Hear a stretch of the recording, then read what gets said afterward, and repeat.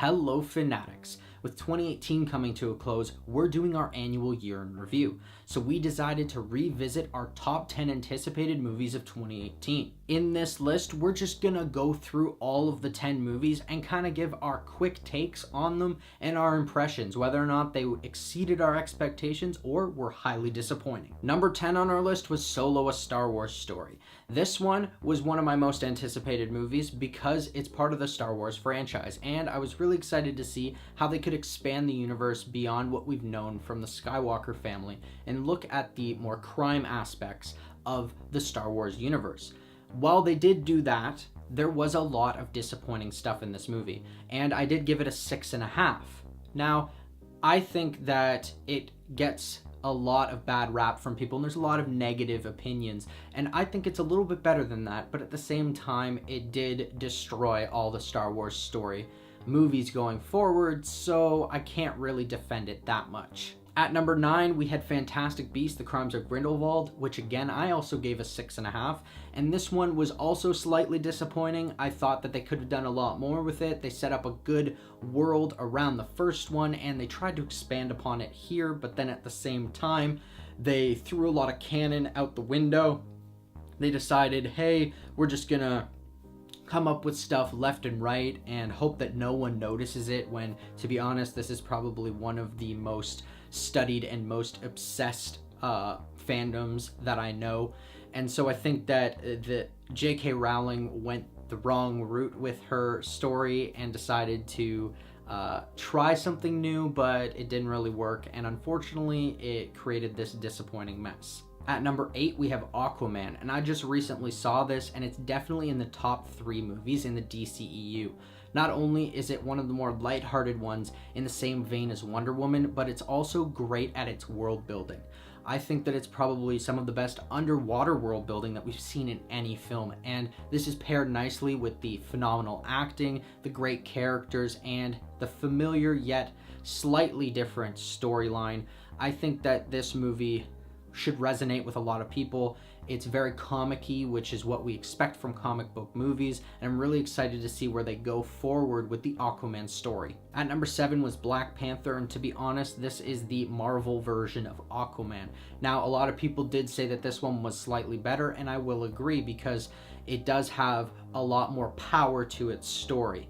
I think that the special effects and everything were up to the par that we expect from Marvel, except I think that it is one of the better storylines, as it has one of the best villains in the Marvel Cinematic Universe, which there hasn't been a lot of great ones. In fact, you could probably count them on your hand, and this one easily takes one of them off, because I think that Killmonger is one of the most sympathetic villains that we've seen, not only in a Marvel movie, but any movie this year. At number 6, I had Ant-Man and the Wasp, and a lot of people hate the Ant-Man movies. They think that they're too funny, they think that they're too lighthearted compared to the other ones, there's not enough action, but I disagree, because I think the Ant-Man movies are supposed to be that way. They're comical and they're based on comics. So to be honest, they're the closest thing that we have to comic book movies aside from Thor Ragnarok. And I think that the Ant-Man and the Wasp movie did exactly what it needed to do. It took an origin story that we already knew, and it expanded upon it, and it built a world around it, and it created more, and it gave us just a little bit more into that universe and that specific character, and that's exactly what you need to do. And on top of that, it's probably one of the funniest movies of the year. Michael Pena in this movie had me floored. At number 5, I had Pacific Rim 2, and to be honest, I didn't even watch this movie. I saw the reviews, I heard it was crap. I didn't hear a positive review at all. It didn't have Guillermo del Toro directing or writing, and I just kind of looked at it and went, eh.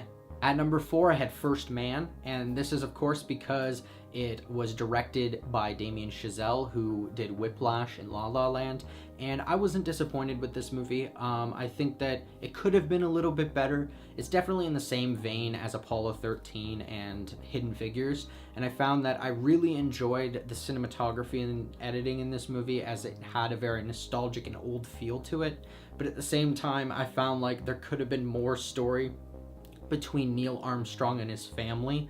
I think that they really overshadowed and glossed over that, and because of that, this story kind of fell flat in that aspects and didn't have the investability that I would have liked. At number 3, we had Incredibles 2. This was a movie that absolutely blew me out of the water. It was one of the most phenomenal movies of the year. It was entertaining. It exceeded all my expectations, and that's what I was hoping for, because Marvel took something that was beloved and that had such a cult following, and it made it better. At number 2, we have Deadpool 2. Now again, Deadpool was such a phenomenal movie because it was so groundbreaking. It was one of the first R-rated superhero movies, and it finally gave us a little bit of gore and a little bit of vulgarity to our superheroes. And unfortunately, the second one was good, but it just didn't do the same thing that the first one did. It didn't exceed expectations. It kind of just stayed a little bit safe. And I think that we were looking at it and we were thinking too highly. We were thinking beyond what the scope of Deadpool 2 could have been. And hopefully the third one is a little bit better, but it was a little underwhelming to me. And number 1 on my most anticipated list of 2018 was Avengers Infinity War.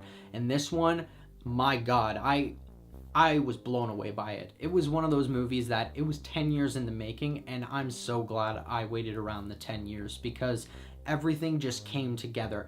All the characters were done so well. They managed to have so many characters in this movie and not feel like they glossed over any of them. They all got their time to shine. And I found that this was the time that we actually saw the most dynamic relationships between the Avengers. Before, I had said that Justice League had the best group of characters because of the dynamic between them and the banter. I found that in Avengers and Age of Ultron and Civil War and all those movies that the characters kind of just didn't really like each other, and they just kind of fought together because they had to fight together to save the world, but they didn't really seem like friends. But in Justice League, they did have a little bit of witty banter to them where they did actually genuinely respect each other. And I found that while there was little pieces of that in Civil War, it still didn't quite hit the mark.